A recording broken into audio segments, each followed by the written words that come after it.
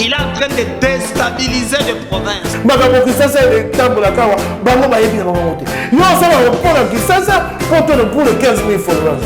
Le président Félix Antoine Tshisekedi a repris le projet de valider cette stratégie nationale.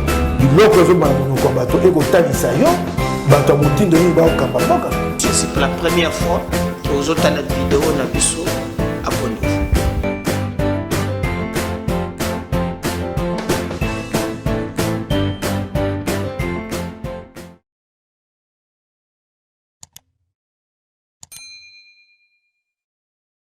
Où que vous vous trouvez en ce moment, le gouvernement Sama Lukonde a célébré son premier anniversaire. 365 jours aux commandes. Beaucoup de choses ont été réalisées, certains n'ont pas pu l'être. Le Premier ministre était face à la presse et aujourd'hui nous poursuivons justement dans cet élan et nous avons les privilèges de recevoir pour vous dans quelques minutes Eustache Mouanzi. Il est ministre d'État en charge de l'entrepreneuriat petite et moyenne entreprise.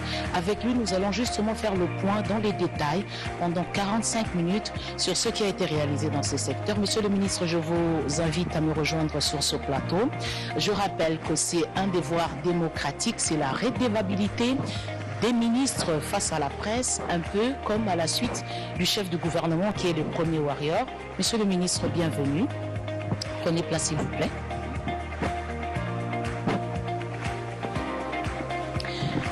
Voilà, nous sommes au studio Maman Nguébi, à la RTNC. Monsieur le ministre, c'est le même décor, presque. Celui qui a reçu le chef du gouvernement. Vous avez eu une charge au sein de l'équipe Sama Lukonde, une année après. Qu'est-ce qui vous a été demandé de faire? Ce qui m'a été demandé de faire, c'est ma lettre de mission. La lettre de mission du Premier ministre, c'est aussi les attributions de mon ministère. Et c'est principalement promouvoir les petites et moyennes entreprises et l'entrepreneuriat. Voilà, grosso modo, à moins que vous voulez avoir de détails, madame. Promouvoir les petites et moyennes entreprises. Oui. Est-ce que cela existe en République démocratique du Congo? Les PME, ça existe? Oui, bien sûr. Les micro et petites et moyennes entreprises, c'est l'essentiel du tissu économique de notre pays. Il y a près de 600 000 micro, petites et moyennes entreprises dans notre pays. 600 000. 600 000. Et encore que 600 000 petites et moyennes entreprises, c'est effectivement un chiffre vraiment très bas par rapport aux autres pays de la sous-région ou même par rapport aux autres pays dans le monde entier. En France, par exemple, ça se compte en termes de plusieurs dizaines de millions de petites et moyennes entreprises. Notre pays, c'est pratiquement un désert entrepreneurial en termes de nombre de micro et petites et moyennes entreprises. Vous dites 600 000, c'est insignifiant. Oui. Alors, comment vous définissez une petite et moyenne entreprise, pour commencer? La définition d'une petite et moyenne entreprise, on y va de plusieurs manières présentement. Parce qu'en fait, la législation sur les petites et moyennes entreprises dans notre pays, en tout cas, n'existait pas encore, ou du moins, elle va exister bientôt. C'est parmi même, parce que je ne voudrais pas y aller tout de suite. La question viendra peut-être quand vous allez me poser la question de savoir qu'est-ce que nous avions eu à faire comme réalisation pendant cette année de mandat à la tête de mon ministère. Mais la législation qui arrive va pouvoir nous fixer quant à la définition d'une PME. Mais aujourd'hui, d'aucuns s'accordent, d'aucuns la définissent de plusieurs manières, soit en termes de nombre d'employés, soit en termes de chiffre d'affaires. Voilà, par exemple, deux manières de définir une PME, pour autant qu'elle a une ou 10 ou 3 ou 15 employés, selon qu'elle a ou tel chiffre d'affaires, on peut la définir ainsi. Vous parlez de 600 000. Ouais. Comment vous avez réussi à constituer ces statistiques? Les statistiques ne sont pas de moi ni du ministère. Les statistiques sont d'une institution habilitée à le faire, l'Institut national des statistiques. Ces chiffres nous viennent de là. Ce sont les dernières statistiques. Près de 600 000 micro et petites et moyennes entreprises D'accord. recensées. Alors, la lettre d'émission... Dernier recensement 2019. 2019. Voilà. La lettre d'émission vous a demandé de faire la promotion. Vous avez commencé par quoi pour justement répondre à cette mission? Nous avons commencé par une trilogie. Une trilogie contenue dans un programme. Le programme national pour l'entrepreneuriat au Congo. Et ce programme se résume en une trilogie, comme je dis, en termes de capacitation, donc formation. Un programme que vous avez créé ou que vous avez trouvé? Je sais que le gouvernement de la République a mis en place depuis juin 2020. C'est un programme, le programme national pour l'entrepreneuriat au Congo, PRONADEC. C'est un programme du gouvernement de juin 2020. Et comme je disais tout à l'heure, ce programme se résume en une trilogie de capacitation, donc la formation, d'accès au crédit et puis d'accès au marché. Parce qu'une PME doit savoir ce qu'elle doit faire comme PME. Quand on entreprend de faire des affaires, il faut savoir, il faut être formé, c'est ce que j'appelle la formation, la capacitation. Et quand on est viable, on est formé, il faut pouvoir avoir des moyens pour développer son business, son projet. Il faut accéder à un crédit. Et par la suite, on peut beau avoir un crédit, être formé, mais il faut maintenant aussi avoir un contrat, avoir un marché. C'est en cette trilogie-là, capacitation, accès au crédit, accès au marché, que se résume ce programme-là. Ce programme est encore dans les tiroirs, vous l'avez pensé ou vous l'avez expérimenté? Le programme n'est pas dans le tiroir, le programme est en cours d'exécution. Parce que quand je parle par exemple de capacitation, nous capacitons les PME au travers l'Agence nationale pour le développement de l'entrepreneuriat au Congo, ANADEC. C'est le levier, c'est la structure du ministère qui forme les PME. Hier, l'OPEC est vieux de près de 50 ans. Donc pour dire que déjà nous formons les gens au travers de l'ANADEC. Hier, OPEC. ANADEC, une structure que vous venez d'expliquer, mais ça existe où et c'est connu par qui? Non, c'est connu des PME, effectivement. Peut-être que les communs mortels, ceux-là qui ne sont pas dans les secteurs qui est les nôtres, ne les connaissent peut-être pas. Mais l'OPEC, c'est un service public de l'État connu, qui existe depuis des décennies. Aujourd'hui transformé à ANADEC. Nous l'avons transformé dans le souci de lui offrir plus de moyens de sa mission, de moyens de sa mission. Et si on regarde de ces nouveaux programmes, le PRONADEC, que nous avons effectivement transformé l'OPEC à ANADEC. En fait, ma question, c'est tout simplement pour dire que vous êtes celui qui s'occupe du gros des Congolais, parce que le gros des Congolais évolue dans les PME, c'est ce que vous avez dit. Mais en principe, on devait, dans chaque coin des rues, parler de votre ministère, parler de ce que vous faites. Donc je fais juste une observation pour dire que ces structures existent, mais apparemment il y a encore un fossé à combler. Pendant une année, ce n'était pas possible, ou vous y êtes, comme vous avez dit que c'est en construction? Non. L'OPEC existe, comme je l'ai dit. Il n'est pas connu d'un certain public.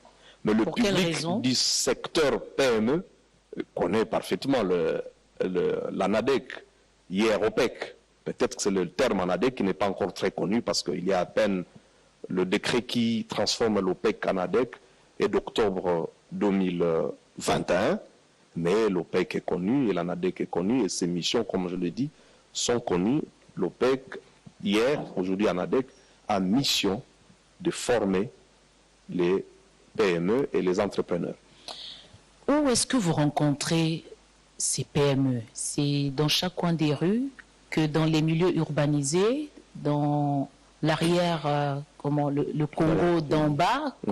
Comment vous les rencontrez et comment vous arrivez à les former et puis à les aider à obtenir de crédit si c'est déjà fait? Oui, là vous avez abordé, madame, la deuxième question de crédit. Vous avez posé deux questions en même temps. Où est-ce qu'on rencontre ces PME, comment on les forme dans l'entretemps et comment on parvient à leur octroyer de crédit. Les PME sont partout dans toutes nos rues.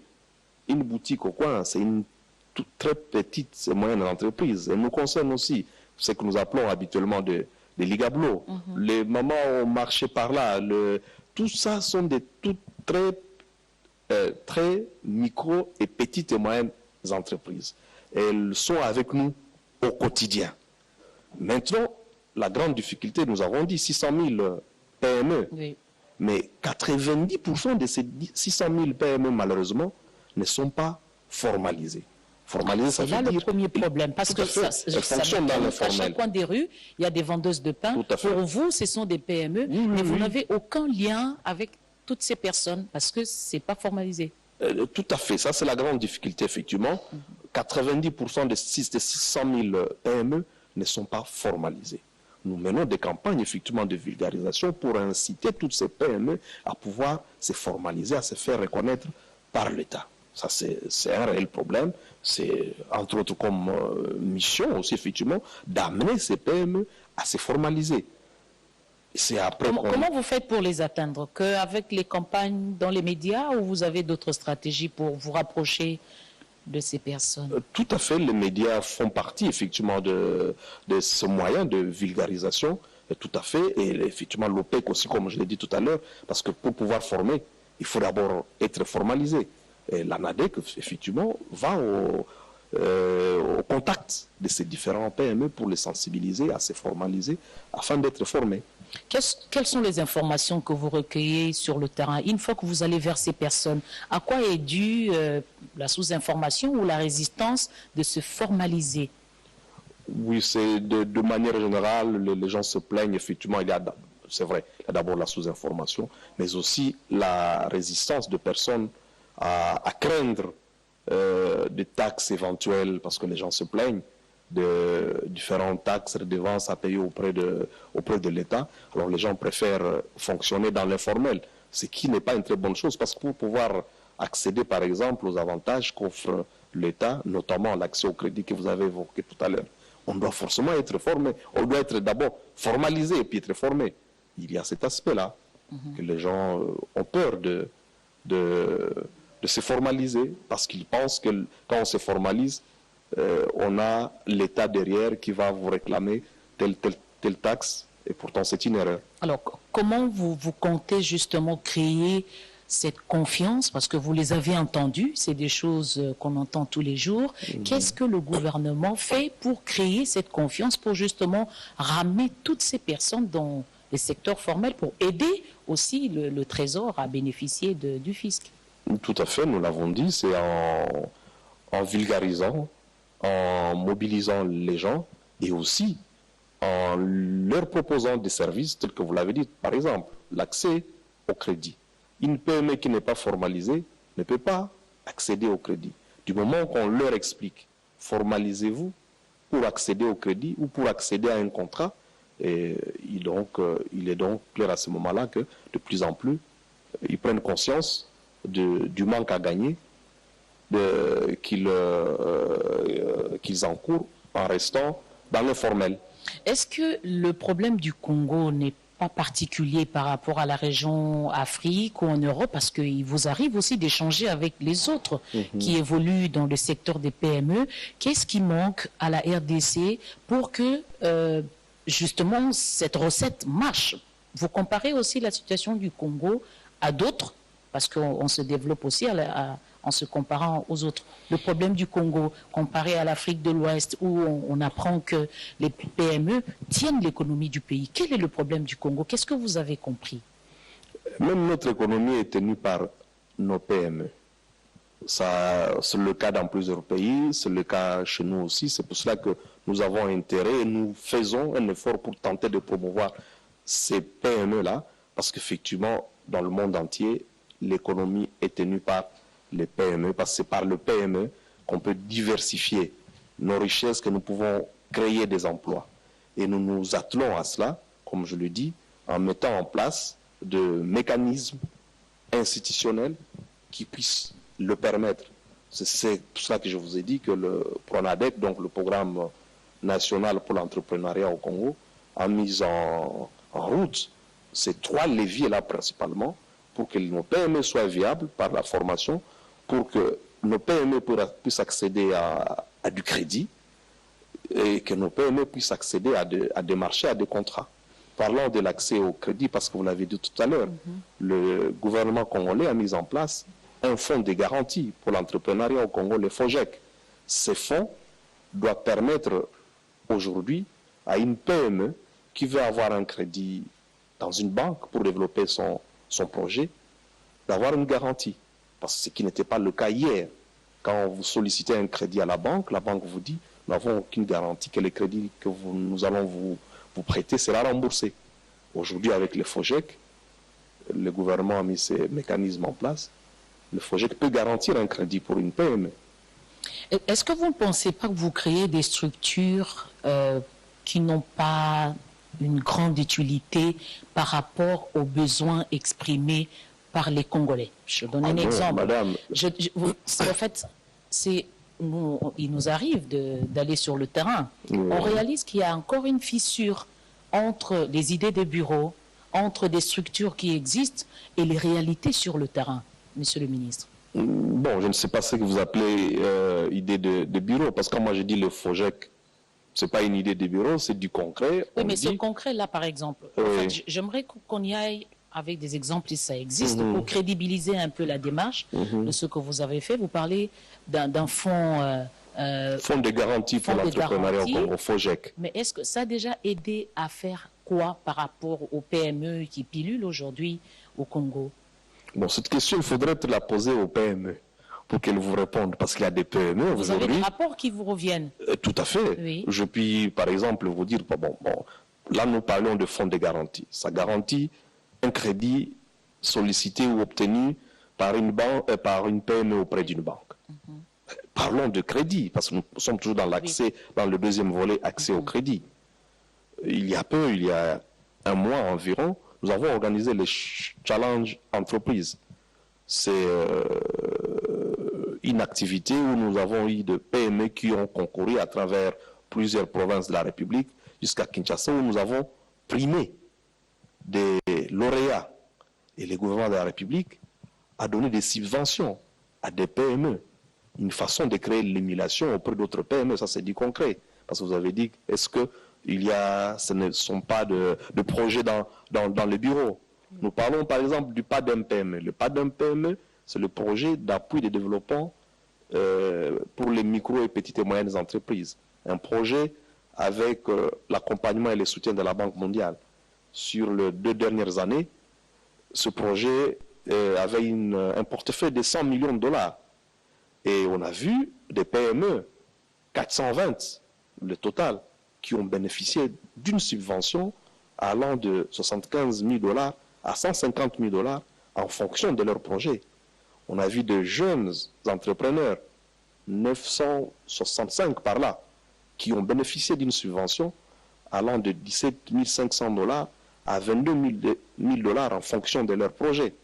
On a vu des mamans, près de 2500 mamans, entrepreneurs, qui ont été formés à l'entrepreneuriat, parce que tout à l'heure nous parlions de la formation. Oui. Ça c'est sur le terrain, c'est réel, c'est pour ça que je vous ai dit, il faudrait peut-être, parce que vous êtes journaliste, promener votre micro auprès de certains entrepreneurs à la cité ou dans des structures bien précises, auprès de quelques incubés au niveau des startups que nous encadrons. Ils vous répondront effectivement qu'il y a des actions qui sont faites et que ce ne sont pas des projets dans le bureau. Oui, je confirme pour avoir suivi les images des concours que vous avez organisés. Oui. Monsieur le ministre, comment sont recrutés ces jeunes? Ce sont vos neveux, vos cousins ou ceux qui peuvent avoir votre numéro de téléphone? Comment vous arrivez à constituer cette base? Non, loin de là, pas ni famille, ni numéro de téléphone. C'est vrai qu'au ministre de la République, c'est un nom public et mon numéro est public, mais il y a des services.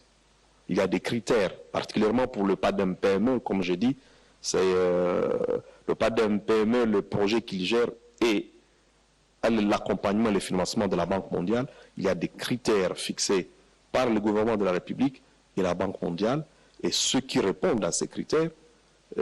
Donc ces jeunes-là doivent avoir un téléphone, un smartphone, ou ceux qui habitent là où il n'y a pas de courant, on ne sait pas ce qui se passe. Comment vous faites pour que ce soit... Je n'ai pas bien compris. En fait, un jeune oui. qui tient une PME, qui peut être éligible à ce financement, mais qui n'a pas de téléphone ou qui n'a pas cette information, parce que il faudrait être touché pour... Comment vous faites? C'est pourquoi je dis... En ce qui concerne le pas de PME particulièrement, il y a eu un appel qui a été lancé. Encore une fois par Internet, dans un pays où le taux de pénétration... Au-delà de l'Internet, il y a eu, je me rappelle, parmi mes premières communications comme ministre de PME, je suis passé à la télévision, c'est à la RTNC, de manière particulière, pour lancer un communiqué par rapport avec cet appel d'offre-là.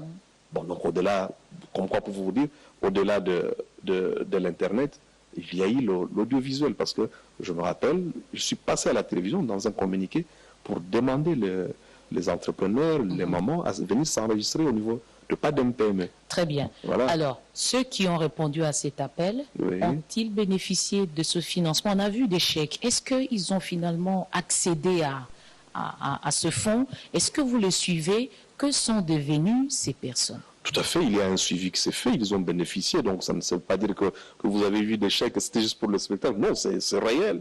Il y a des témoignages, les gens ont reçu des subventions. Ces chèques-là, ce ne sont pas que de papier. C'est vrai, quand ça passe à la télévision, c'est tout un gros chèque symbolique, mais à la fin, ils reçoivent de l'argent en monnaie vraiment sonnante et trébuchante. Et il y a un suivi, il y a tout un comité de suivi qui doit suivre le travail qui est fait sur terrain. Vous vous contentez de rapports ou vous allez aussi... Non, il y a les équipes sur terrain. Je dis qu'il y avait des services qui s'occupent de suivi. Le pas d'un PME, c'est un service du ministère et ce service a notamment cette mission-là, de suivre et de faire le suivi nécessaire. Et les rapports qui nous parviennent sont l'attestent. Et personnellement, j'ai eu, peut-être qu'on y arrivera quand on va aborder le dernier aspect de ce programme Pronadec, l'accès au marché. Vous m'avez l'accès au marché ou l'accès au contrat. Vous m'avez peut-être vu à la télévision en train de faire des tournées pour aller voir sur le terrain et comment les choses se passent. J'ai été à Bukavu, j'ai été à Matadi, à Lubumbashi, à Kananga, à Mbujimayi, à Kolwezi, à Lubumbashi, et j'entends aller d'ici peu à Bowende, à Bongandanga et partout ailleurs. Qu'est-ce que toutes ces descentes vous ont permis de comprendre? Est-ce que ça peut repenser une stratégie du gouvernement? Oui, bien sûr, la stratégie, j'ai dit qu'elle est là.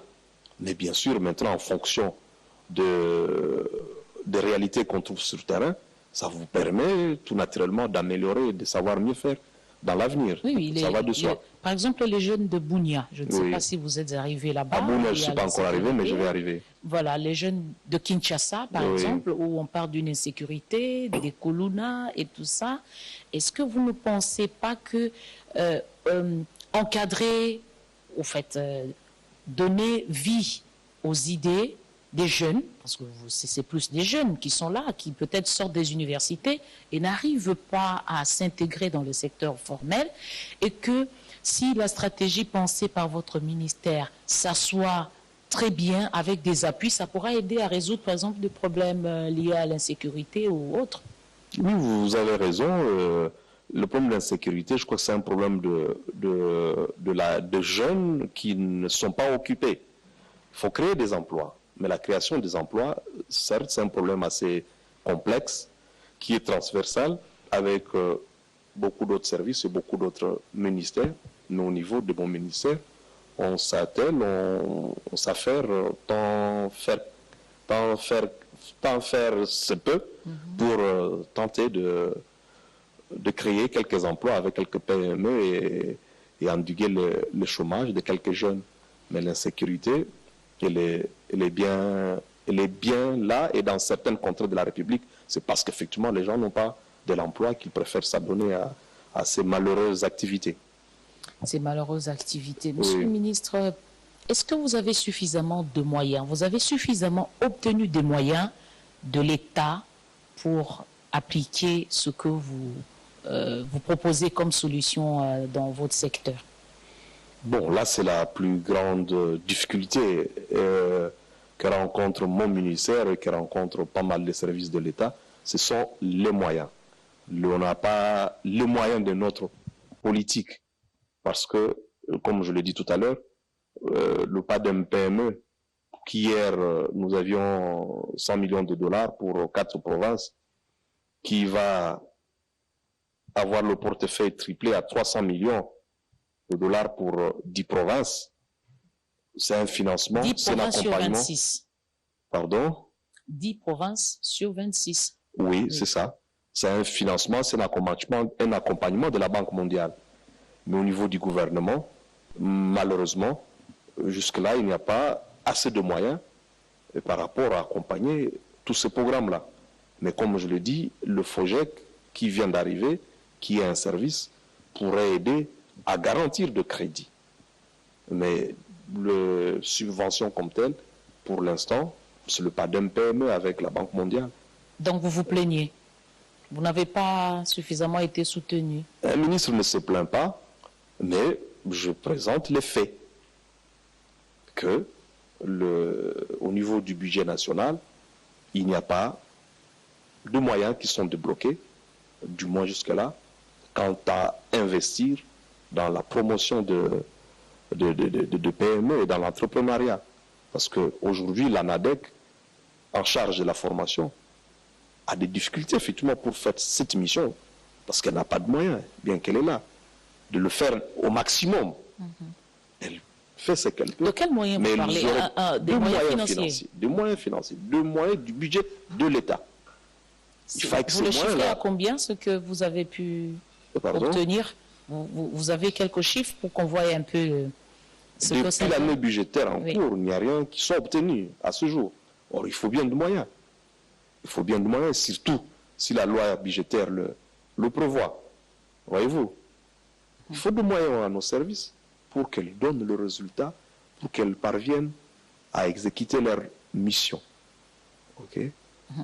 Je vous ai parlé donc de la formation, je vous ai parlé de l'accès au crédit. Je viens de vous dire que les moyens étatiques ne sont pas là. Nous avons des moyens de partenaires jusque-là. Je viens de vous dire que la Banque mondiale vient d'accepter, à la dernière Assemblée générale de la Banque mondiale, de tripler l'enveloppe d'hier qui passe de 100 millions à 300 millions de dollars. Et nous partons de 4 provinces hier vers 10 provinces pour accompagner nos PME, nos entrepreneurs.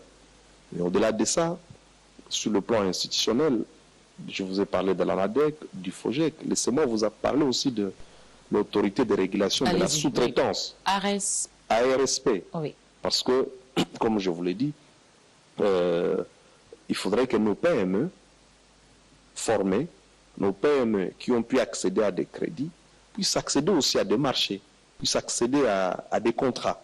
Et ça, c'est le rôle de l'ARSP pour suivre cela.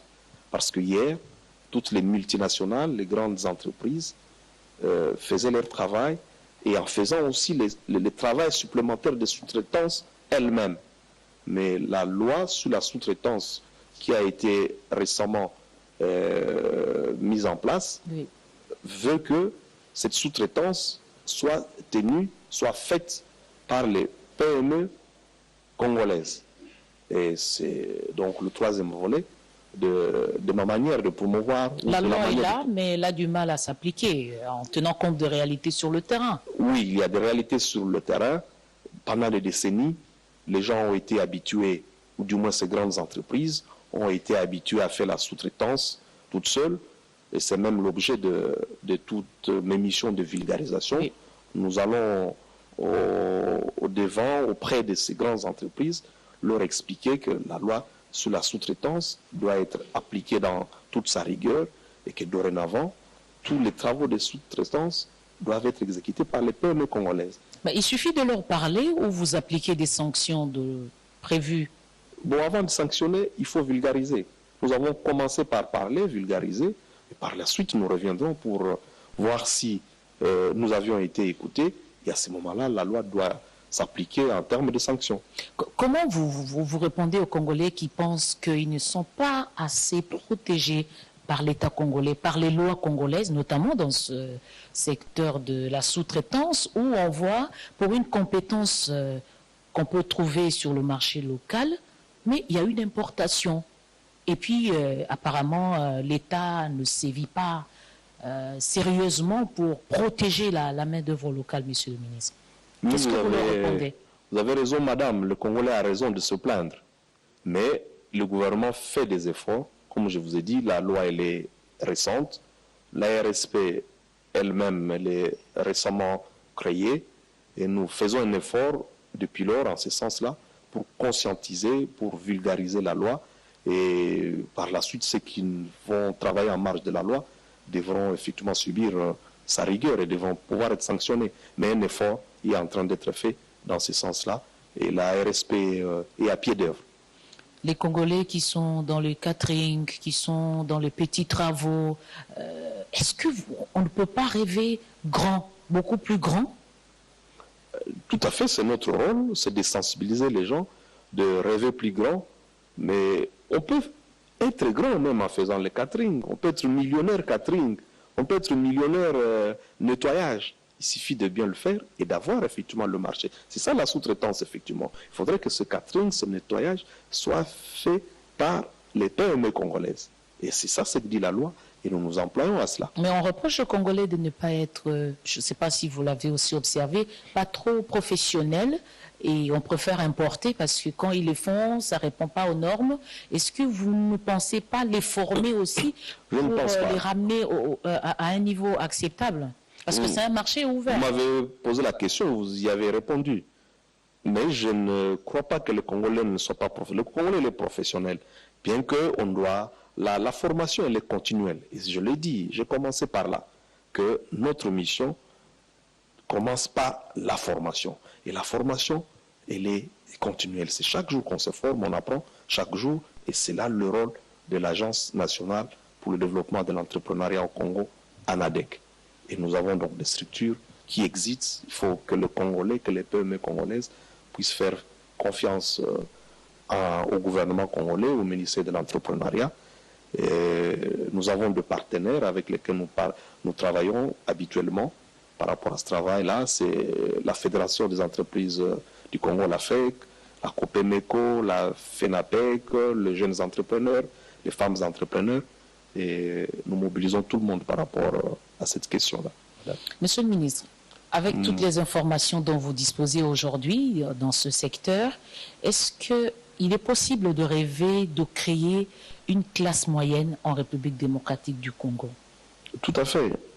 Et nous en arrivons à cela. Quand nous disons il faut former les gens, il faut les aider à accéder au crédit, il faut les aider à accéder au marché. C'est pour qu'au finish, cet entrepreneur-là puisse gagner davantage pour une classe moyenne, pour être millionnaire demain. Le président de la République n'a cessé de le dire plus d'une fois, il en a fait un des objectifs en disant que nous devons rêver, qu'il est possible de créer une classe moyenne et de créer des millionnaires demain.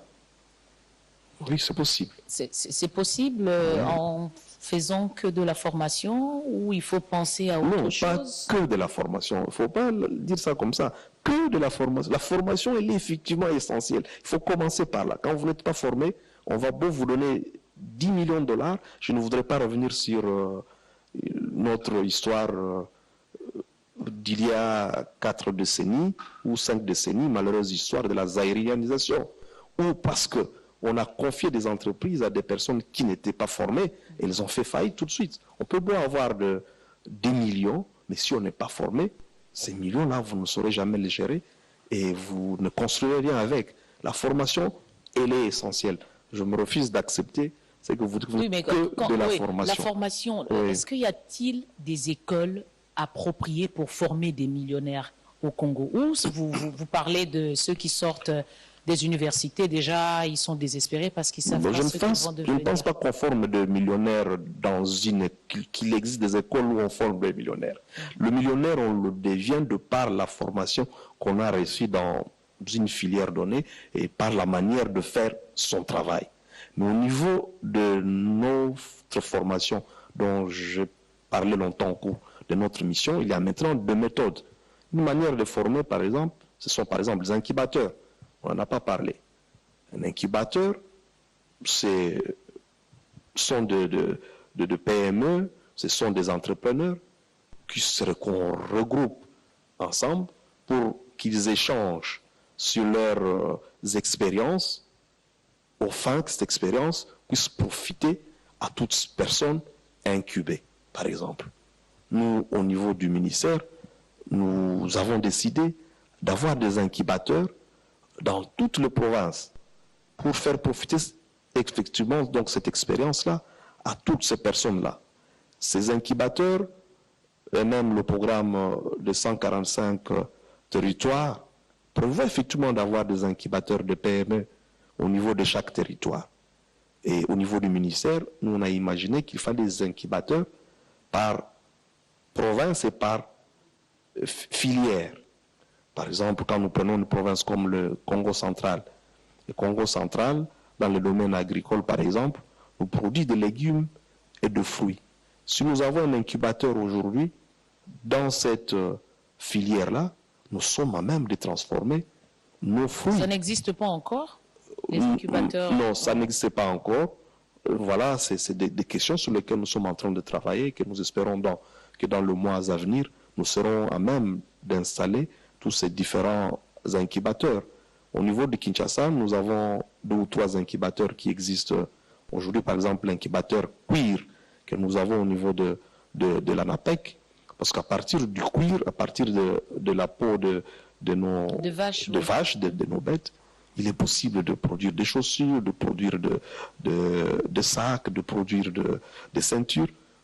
Tous ces produits transformés. Vous en êtes où pour ce projet, par exemple? Parce que ça peut aider à faire des chaussures au lieu de vivre toujours de l'importation. Donc ce projet-là, effectivement, il est réel, il existe. C'est vrai, il faudrait maintenant une production à grande échelle. J'ai eu l'occasion de visiter avec le collègue ministre de la Défense il y a quelques semaines, au camp Kokolo, la logistique, où effectivement nos militaires produisent sur place. Moi, je ne savais pas que c'était possible. Des bottines pour policiers et militaires, des tenues produites localement, et cela est possible avec nos PME, même avec les Congolais. Donc ces incubateurs que nous devrions avoir... Donc on attend la mise en place des incubateurs pour viabiliser cela. Non, pas que nous attendons. Elle est en train de se mettre. Je vous dis déjà qu'il y a quelques incubateurs qui arrivent. Et qu'avec le programme de 145 territoires, il est prévu d'avoir maintenant des incubateurs au niveau de chaque province. Ça, ce sont les incubateurs de l'État. Mais il existe des incubateurs qui sont pilotés par de PME, par de privés, que l'État encadre et accompagne aussi. Nous avons pas mal d'incubateurs à Bukavu, à Goma, à Lubumbashi, où j'ai été, où j'ai visité quelques incubateurs. Vous parlez de l'accès au crédit, monsieur le ministre. C'est encore un mirage pour beaucoup de Congolais qui voient au loin cette affaire de crédit. Comment vous faites pour les rapprocher justement de ces services financiers quand on entend toutes les conditionnalités, les taux d'intérêt? Comment vous faites pour aider les PME, les PMI à se rapprocher des banques? Je l'ai dit tout à l'heure, c'est la PME ou la PMI, comme vous l'avez si bien dit, qui s'approche d'une banque, par exemple. Mais il est en difficulté quand elle approche la banque vous dit, monsieur, madame, nous ne savons pas vous prêter parce que vous n'avez aucune garantie que vous nous offrez, que vous allez nous rembourser ce que nous vous prêtons. Et nous, au niveau du ministère, au niveau du gouvernement de la République, nous avons mis en place un service aujourd'hui qui peut garantir le prêt que la PMI ou que la PME va obtenir auprès de la banque. Maintenant, quand au taux d'intérêt, parce que vous l'avez évoqué, c'est vrai que c'est quand même un autre problème. Notre pays ou nos banques ont quand même des taux suffisamment prohibitifs. Là, c'est un problème de régulation au niveau de la Banque centrale. Ça, c'est une question transversale qui devrait se discuter non seulement au niveau du ministère de l'Entrepreneuriat, mais au niveau aussi du ministère des Finances, au niveau de la Banque centrale. Et je crois qu'il y a des discussions qui sont à ce niveau-là. Mais en ce qui nous concerne, nous avons franchi quand même un pas avec le projet de loi que nous avons transmis après que nous les ayons adoptés au niveau du gouvernement, le projet de loi sur l'entrepreneuriat et les start-up, et le projet de loi sur l'artisanat qui devrait être discuté au niveau du Parlement, nous avons proposé quelques allègements fiscaux sur certains droits et taxes qui permettent demain à l'entrepreneur qui commence à avoir un moratoire qui lui permette d'être exempté de certains droits ou de certaines taxes, le temps que l'entreprise ou sa PMU ou sa PME puisse prendre de l'envol. De manière concrète, un Congolais qui a 50 000 francs, qui peut commencer juste une cabine pour effectuer les appels, c'est déjà une PME, non? Tout à fait, oui. Comment il peut bénéficier de ce fonds de garantie pour donner plus de taille à son entreprise? Comment il fait? Il écrit à qui? Quelle est la procédure? Il doit d'abord être formalisé, ça j'ai dit. Du moment qu'on a tous les papiers de l'État, on est enregistré, on est enregistré au registre de commerce et de crédit immobilier, et on a tout le papier nécessaire, on s'adresse à l'administration du ministère ou à l'administration. Là, c'est pour des gens qui ont étudié, monsieur le ministre. Je n'ai jamais été à l'école, mais je sais quand même compter de l'argent. Oui. Et ils sont nombreux. Comment ils font? Ils savent pas. En fait, il y a une cassure entre toute cette administration, écrire, aller et tout ça. Il n'y a pas de manière beaucoup plus simpliste. C'est juste. Non. Le ministère, on s'est aussi approché parce que généralement, les gens aussi sont organisés en corporation. Okay. Il existe des associations de mamans, des associations de cela, quand les gens n'ont pas toute la connaissance nécessaire individuellement, mais quand on est organisé en corporation, à ce moment, le problème se résout et se règle. Oui. D'accord. Alors, monsieur le ministre, ça passe vite, 3/4 d'heure. Une année aux affaires sur 10 concernant ce que vous avez pu réaliser dans votre ministère. Vous vous donnez quelle cote? C'est pas toujours facile de s'auto-évaluer. Moi, je préfère que ce soit les téléspectateurs qui nous suivent. En fait, c'est par rapport à votre lettre d'émission. Vous avez eu des missions, vous vous donnez combien? Une mission, c'est pas sur une année. C'est sur un mandat. Les mandats, nous sommes toujours en cours de mandat. On a dit le PRONADEC, qui est le programme principal en termes de promotion de PME de l'entrepreneuriat. C'est sur un programme, c'est sur une longue période, ce n'est pas sur une année. Vous avez peur de vous évaluer? Vous avez peur de vous donner une cote, de peur Non, la cote ne doit pas venir de moi. La cote doit venir de ceux-là qui bénéficient des services que le gouvernement rend. Je parlais de jeunes entrepreneurs, je parlais de PME, je parlais de mamans, de jeunes entrepreneurs qui ont pu avoir des subventions grâce à l'État, de PME qui ont pu avoir des financements grâce à l'État, de l'écosystème entrepreneurial dans l'ensemble, qui a de mécanismes demain pour pouvoir voir leurs projets être garantis en termes de crédit, accéder aux projets. Ce sont ceux-là qui doivent apprécier. Vous conviendrez avec moi que c'est encore une goutte d'eau dans l'océan. C'est pourquoi vous craignez de vous donner une cote? Non. Je ne crains pas de me donner une cote, mais je dis que ce n'est pas à moi de m'évaluer. C'est aux bénéficiaires de ces différents services qui doivent pouvoir évaluer. Mais moi, j'apprécie à ce jour qu'il y a des actions concrètes qui ont été faites. D'accord. Et ces actions permettront aux bénéficiaires de pouvoir nous évaluer. Très bien. Nous dire si on a bien travaillé ou si on n'a pas travaillé. Modestement. Monsieur le ministre, on va terminer. Il y a des gens qui suivent, qui au début avaient beaucoup d'espoir à votre gouvernement et aujourd'hui qui ont peut-être déchanté. Qu'est-ce que vous pouvez leur dire? Ce que nous devons leur dire, c'est que notre gouvernement a travaillé dans un contexte assez difficile de Covid-19, contexte assez difficile d'insécurité à l'est du pays, parce qu'on ne doit pas se le cacher. Ça a des répercussions sur l'ensemble du fonctionnement du gouvernement. Et il y a 2 mois maintenant, le contexte avec ces répercussions de la guerre en Ukraine, ce qui fait que tout ce contexte-là fait peut-être qu'on n'a pas eu les résultats que nous pouvions espérer avoir s'il n'y avait pas toutes ces contingences-là. Mais il faut faire confiance au gouvernement. Je citais un certain nombre d'actions qui ont été menées au cours d'une année. Il est possible que ces actions ne soient pas visibles tout de suite, mais quand on est dans les secteurs, c'est clair, quand on est opérateur PME, on sait reconnaître qu'il y a des actions qui ont été faites et il y a plusieurs actions qui arrivent. J'ai parlé du projet de loi. Si ces lois sont votées, c'est au bénéfice de nos PME. Il y a des incubateurs qui arrivent, il y a la vulgarisation sur les différentes lois qui continuent. Et moi, je crois qu'il y a lieu de rester positif. Merci, Monsieur le ministre. Je rappelle que vous êtes ministre d'État en charge de l'entrepreneuriat petite et moyenne entreprise au sein du gouvernement des Warriors, comme vous vous appelez. C'était un plaisir de vous avoir pendant 45 minutes où vous êtes revenu sur les réalisations de la première année au sein du gouvernement et vous promettez de faire mieux dans ce secteur où il y a beaucoup de Congolais qui évoluent, mais à qui vous lancez l'appel de se formaliser pour aider l'État à les aider aussi à leur tour et pour créer de la richesse dans notre pays. Madame, Monsieur, merci. C'était un plaisir, comme je l'ai dit, de partager ce plateau.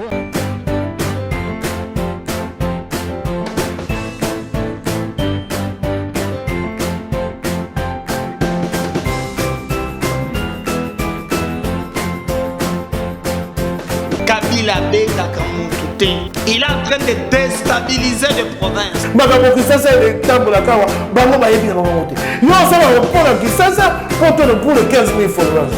Le président Félix Antoine Tshisekedi a repris le projet de valider cette stratégie nationale. Biloko zo bango kombato ekotalisa yo bato motindo ni ba okamba boka. C'est pour la première fois aux autres vidéos na biso